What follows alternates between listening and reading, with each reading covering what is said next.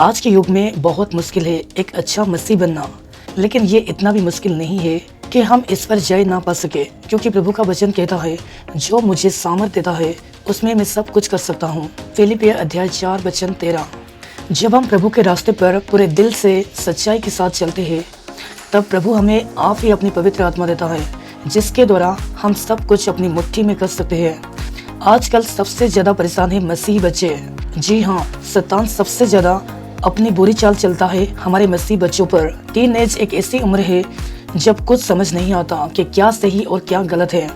बहुत से बच्चे चाहते तो है कि वो प्रभु के रास्ते पर चले, लेकिन दोस्तों के बीच में, स्कूल कॉलेज में अक्सर हम दुनिया की बातों में इतना मन लगा लेते हैं कि हम बहक जाते हैं और भटक जाते हैं, और फिर अंजाम बहुत बुरा होता है। ना पढ़ाई में दिल लगता है, ना सफलता मिलती है, और फिर क्या उदासी और डिप्रेशन हमें इस तरह घेर लेती है कि हमारी हालत बद से बदतर हो जाती है।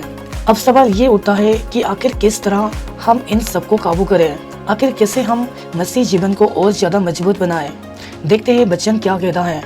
हमको उसमें उसके लहू के द्वारा छुटकारा अर्थात अपराधों की क्षमा उसके उस अनुग्रह के धन के अनुसार मिला है, जिससे उसने सारे ज्ञान और समझ सहित हम पर बहुतायत से किया।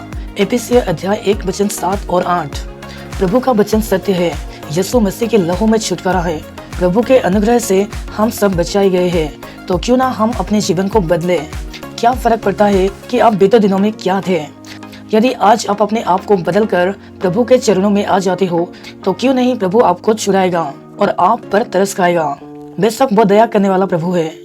ये जरूर है कि एक दिन में आप खुद को नहीं बदल सकते, तो इसलिए आज इस वीडियो में आप सीखोगे कि किस तरह स्टेप बाय स्टेप आप प्रभु के और करीब जा सकते हो और अपने टेम्पटेशन पर काबू पा सकते हो। नंबर 1, प्रार्थना। एक मसीह के लिए उसका सबसे बड़ा हथियार है प्रार्थना।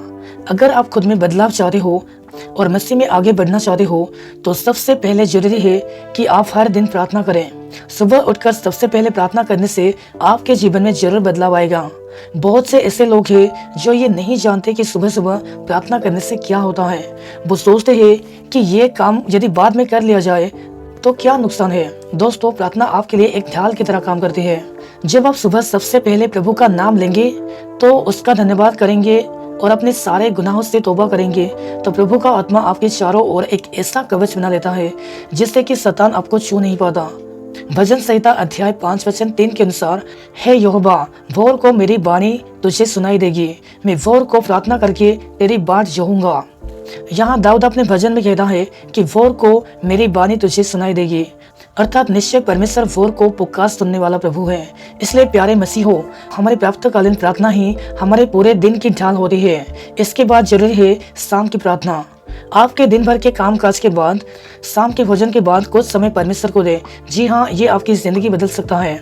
किसी भी बात की चिंता मत करो, परंतु हर एक बात में तुम्हारी निवेदन, प्रार्थना और विनती के द्वारा धन्यवाद के साथ परमेश्वर के सम्मुख उपस्थित किए जाए।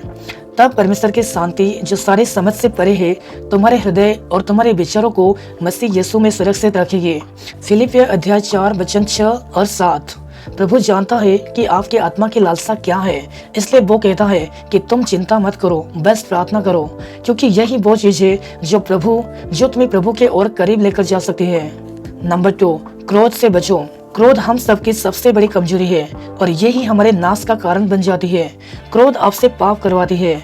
दोस्तों, आप चाहे कितने भी कोशिश कर लो प्रभु में आगे बढ़ने की, एक बार जब आप क्रोध में आ जाते हो, सब कुछ भूलकर हम कुछ भी गलत कह जाते हैं और ऐसे ही हम पाप कर जाते हैं। देखते हैं वचन क्या कहता है।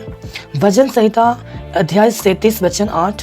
क्रोध से परे रहे और जलजलाहट को छोड़ दे, मत कूद, उससे बुराई ही निकलेगी। क्रोध से अक्सर बुराई ही निकलती है, इसलिए अपने गुस्से पर काबू करो। नंबर 3, नई आदतें उत्पन्न करना। दोस्तों, जैसा कि मैंने आपको बताया, क्रोध से बचो, उसी के साथ साथ खुद में नई आदतें पैदा करो। हर दिन सुबह उठकर यही प्रण करो कि आज मुझे कुछ नया करना है, आज मुझे प्रभु के लिए नया बनना है। प्रभु के वचन में लिखा है, जब तक कोई मनुष्य नए सिरे से ना जन्मे, वो परमेश्वर का राज्य नहीं देख सकता। यूहन्ना अध्याय 3 वचन 3। कोई भी इंसान एक ही दिन में नया नहीं बनता। कोशिश आपको हर दिन करनी होगी। यदि आप एक मसीही है, तो ये जाहिर होगा आपके कामों से। सिर्फ संडे को अच्छा बनने से नहीं, हर दिन हर समय आपके जॉब में, स्कूल में, घर में हर समय परमेश्वर से डर के रहना होगा। नीति वचन अध्याय 1 वचन 7, यहोवा का भय मानना बुद्धि का मूल है। नंबर 4, प्रभु को धन्यवाद देना। दोस्तों, क्या आप सिर्फ दिन में एक बार प्रार्थना करते हैं और सिर्फ उसी समय प्रभु को धन्यवाद देते हैं? ऐसा नहीं, हमें हर समय प्रभु को धन्यवाद देना चाहिए। खाना खाने से पहले, पानी पीने से पहले, हर एक काम शुरू करने से पहले आपके हर सोच विचार में प्रभु को महिमा मिलनी चाहिए। भजन संहिता अध्याय 50 वचन 14, परमेश्वर को धन्यवाद का बलिदान चढ़ा और परम प्रधान के लिए अपनी मन्नतें पूरी कर। दोस्तों, परमेश्वर धन्यवाद के योग्य है। वो आपके चाल चलनों को देखता है।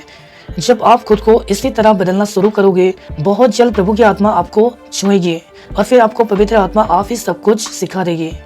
धीरे धीरे आप परमेश्वर के और ज्यादा नजदीक हो जाओगे। विश्वास करो कि प्रभु आपको छुएगा और वो सचमुच आश्चर्य कर्म करने की सामर्थ रखता है। सबको जय मसीह के।